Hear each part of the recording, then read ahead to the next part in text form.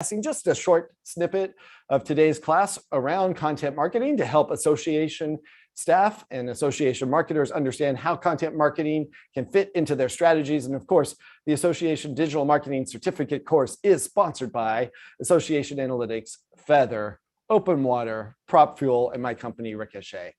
So the big question is, what is content marketing?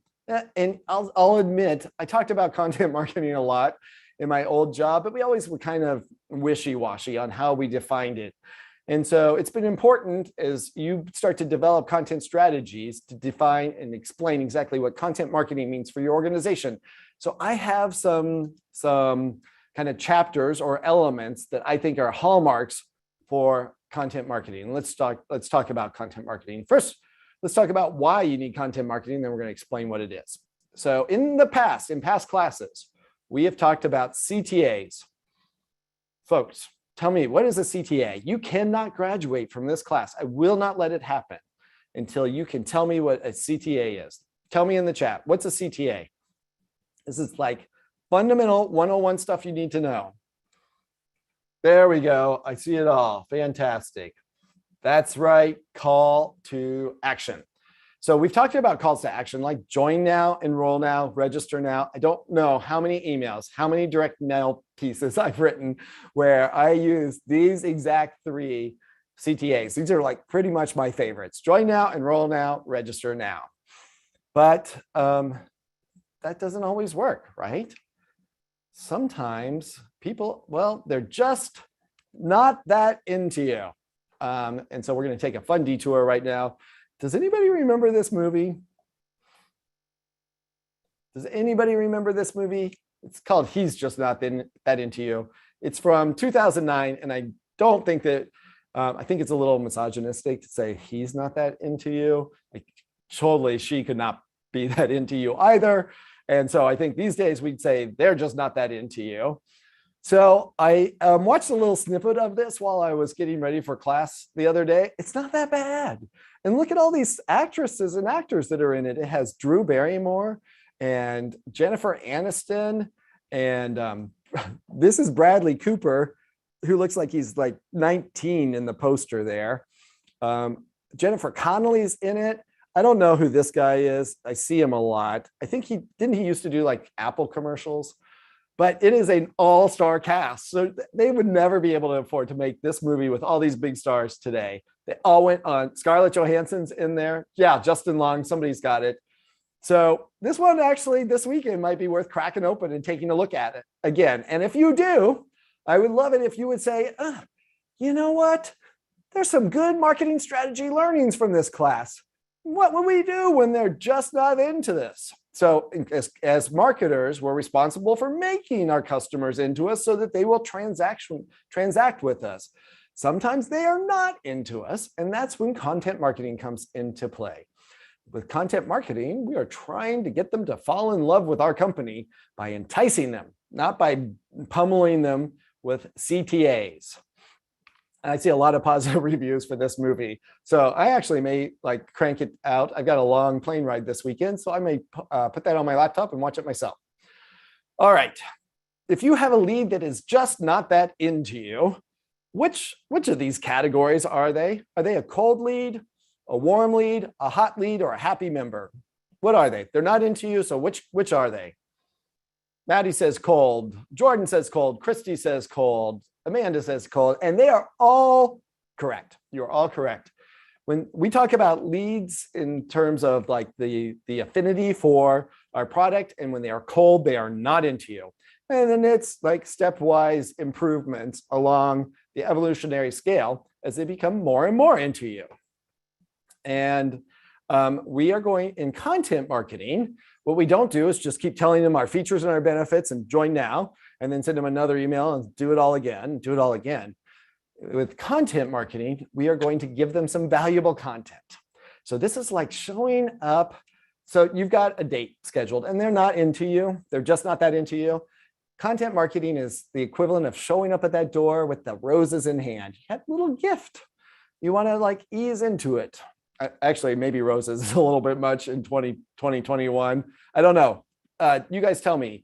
I show up at the door for my date. here I am. I have a nice little content gift. It's like if it was marketing, it would be content, but I have a nice little gift in real life. What do I bring for a date these days? Is it roses? Fruit, food? Oh, actually, if you want to know what would get me, I'd be like, yeah, show up with a bag of Chinese food with that sweet and sour chicken and vegetable fried rice. Okay, small bouquet of flowers, sunflowers, any flowers. Yeah, I think like roses is too much. So, and that's actually a good learning also. We don't like give them our most valuable content in content marketing, but we want things that give them a taste of our organization and what we can produce and give them a sense of what the value that we can provide over the long term, right? So flowers, of course, wine is a great suggestion too. So content marketing is about giving them little gifts of content so they understand what we can offer in the long term. And the great thing as association marketers, you are also lucky. Oh, and I see Susie saying like, this is exactly what we do. This is our primary marketing strategy. That's great. So Susie, you can jump in with some examples too, maybe as we're going along here today. You are also lucky because you are association marketers and you have this. You have these giant library of content. You have more content than your typical industry. So you've heard me talk. I used to work with Kraft and I used to work with Unilever. They do not have this. They do not have this. What are some of the areas where your association develops content that might be appropriate for content marketing?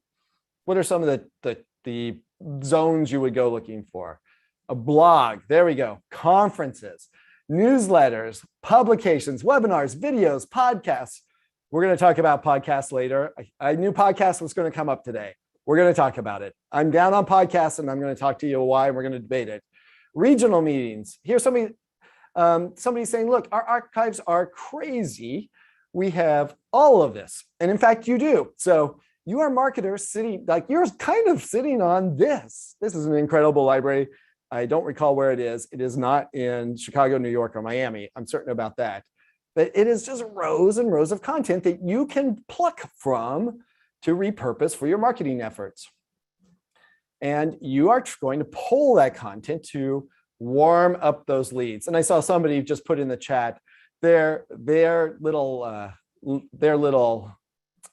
nomenclature, their little lingo, their little phrase is taking them from cold to sold.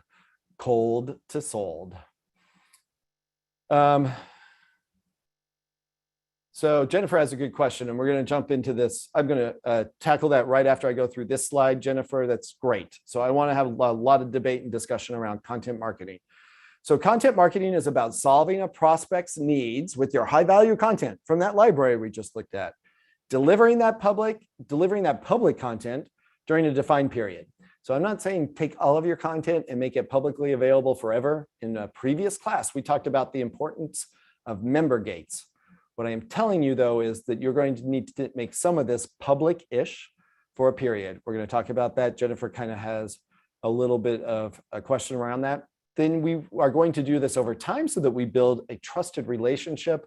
And when we have that trusted relationship, we are going to talk about completing the transaction. We got to warm them up so that they see value, so that they become into us, and then we will transact. And before we go offline for our live broadcast, and thanks to everybody that's joining us on social media through the Academy channels and also our partner channels, Jennifer has a great question. She says, like, am I supposed to give all of this, like the full piece of content away for free or just a snippet? Here's what I think you need to remember. I actually wouldn't give any of it away that wasn't gated, but I would gate it in a different way. I would say, okay, we have this infographic. We have this reprint of our best article from 1987, which is suddenly now more relevant than ever before. And in order for you, non-member or non-customer, to access it, we just need a little bit of data. And there are actually 4 data points that I ask for with my content downloads, and it is the same for every time. And you all, when you signed up, if you actually downloaded the course syllabus for the Academy, you gave me those 4 pieces of content. Who wants 4 pieces of information? Who wants to guess what those 4 pieces are? Tell me what are those 4 pieces that will unlock the content that I'm giving you in my content marketing campaigns. Name, email, company, role. Name, name, email, company, role. Yep. So, and that's exactly it. Instead of role, I say title, and then Aaron got it. So first name, last name, company email at, actually, it's not. So we're going to go advanced on you.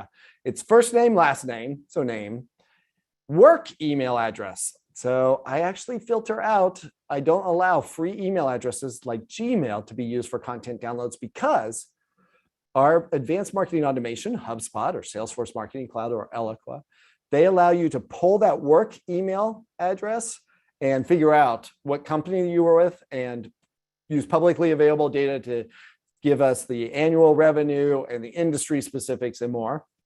So that's three: first name, last name, email address, and then title. And title I use because we always have a back-end process that figures out what seniority level you are and what function you are. So if you're marketing, you get segmented content that might be different than the messages that we would send you if you're a marketer or in membership, etc. So I do first, last, work email address, and number 4 is your title. We're B2B. So these are the fields that I feel are important typically for association marketing. And with that, Tom is going to give us the sayonara for our live broadcast, and we are going to continue